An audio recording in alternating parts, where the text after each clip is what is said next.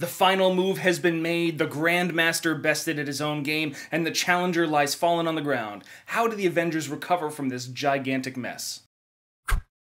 What's up, everybody? I'm Stan, and welcome to Detail Comics, where we go over comics in detail. This is an I Review, a show where I go over a comic book, its story, its art, give you my impressions, and let you know whether it's something you should go back to the comic book shop for or not. Make sure you subscribe to get more of these every single week. The book that I want to talk about right now is Avengers 690. This is part 16 of the No Surrender story arc, which has been going on for months at this time, and this is not necessarily the end, it's more like the conclusion. The end really happened last issue, but there's a lot of things that are going on that are going to set up a lot of the comic books going forward. So if we want to dive in and take a look at exactly what's going on, now is the time to do so. After the final battle took place in Avengers 689, we hop into 690, part 16 of Avengers No Surrender, and the real conclusion to this overall storyline. And it opens up with Jarvis being pulled back into the estate for the Avengers mansion, which is now absolutely dilapidated. However, there is a familiar face that's looking to greet him as he makes his way in, and that happens to be Nadia Pym, the brand new Wasp. As she runs up and hugs him, we see that the other Avengers are already hard at work trying to put things together. You've got Sunspot, you've got Rogue, and all these other characters. They're trying to go through these different pieces of Avengers Mansion, trying to figure out exactly what they're going to do to move forward. So while this book isn't heavy on action, it's very heavy on dialogue, conversations that are going to be held between these individual characters that are going to determine the future of the Avengers themselves. So while Avengers Mansion might be rebuilt, it might be rebuilt better, they might have some sort of grotto or some sort of five-star jacuzzi as suggested by the Beast, it's not necessarily going to be the same thing.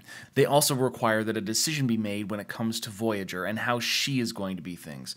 She answered the call, and that speaks to the quality of her character. However, like her father, she is an elder of the universe. She is going to try and do everything that she can to make things right. If the Avengers can look past people like Hawkeye or like Simon Williams or Sunspot, and they can accept those folks, there's no reason that she wouldn't be able to be accepted into the Avengers as well. However, she has done nothing at this point in time to deserve that in her own mind, so she is going to earn it. She is going to become an Avenger one day, just not like this. And she teleports away, leaving the other Avengers stunned and in silence, wondering what happened to the other people that they were fighting. What happened to the Black Order?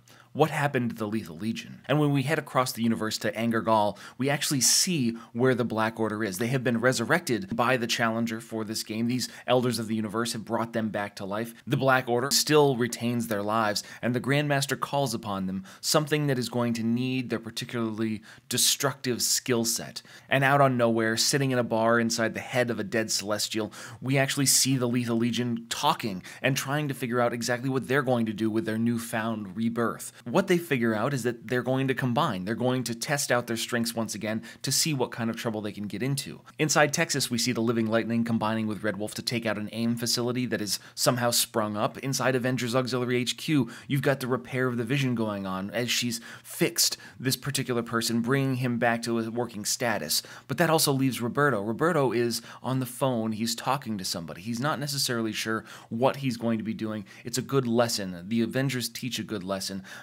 And what we find out is that he's going back to his roots. He is going to become someone that he already knows how to be, and that is Citizen X. So that is going to set up events for Roberto inside the future.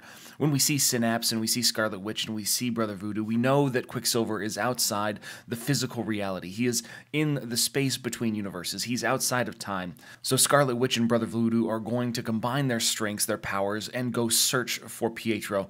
And Synapse, of course, joins the call. She's got ties to this man, so she's obviously going to journey with them if they're going to accept her, which they easily do. 3 souls headed to the farthest reaches of the unknown.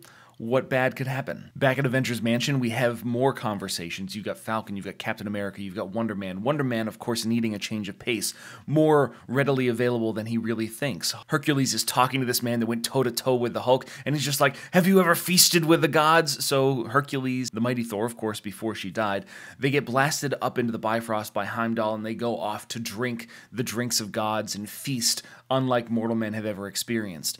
And then we get a little bit more intimate setting. We hop into a diner where we see Clint Barton talking to Bruce Banner. And Bruce didn't come back after he was knocked into the cosmos during this fight. He obviously felt some sort of shame, some sort of responsibility. He didn't want to face the people that he knew and he cared about. And as he sits there, he talks to Clint about how unfair it was, how he made his friend shoot him in the head with an arrow and it didn't even work.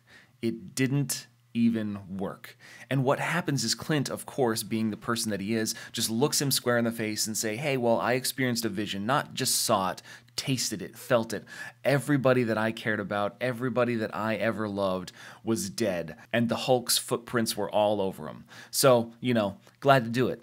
And that leaves this tension between them, and it sets up the Immortal Hulk, the story that Al Ewing's going to be writing. It's about the isolationism. It's going to be the horror of experiencing and being the Hulk, which is going to be a really interesting twist on the character, diving into that darkness of the character and really bringing that out into the light, giving us the experience that Bruce has as a reader. Of course, you've got Rogue and you've got Johnny Storm. They're talking about their various different team-ups, and Nadia's developed a brand new Jarvis AI, which obviously doesn't know exactly where the tea is that, Captain America likes to drink. It's all about what the Avengers are going to be doing moving forward. And when we end the book, it's based around something as simple as a replaced statue that was destroyed earlier on inside this event. And now, instead of just having the founding Avengers, it has all of them. Everybody that's taken place in No Surrender. So I'm wondering how long that's going to stick around inside continuity.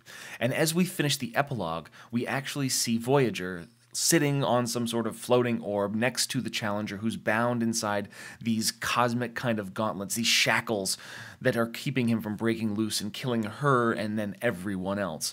But the last thing that they see are the events of what's going to be coming up next. Because if the Challenger is going to have to wait, he wants to see what happens next. So he sees Avengers 1 million BC, Captain Marvel, you've got Black Panther in there, the hand of a Celestial reaching through space, Thor as King Thor, and then you've got Robbie Reyes as Ghost Rider. The implications as to what is going to be coming up in the Avengers storyline, that is what the Challenger and Voyager see. And that's where we end the book. And overall, I would say that the real ending to this story was in 689. It was when we concluded the final fight, when everybody felt their success, and this was just a way to kind of set up and really deviate a lot of different storylines, to create all these different fractured paths for people to travel down and other threads for other writers to really grab. So we know that Jason Aaron is going to be taking over the Avengers. The Avengers is going to be coming out in a few days. It's going to be coming out on Wednesday, and I can't wait to see where that really goes. However, there's a lot of different storylines that need to get picked up in other places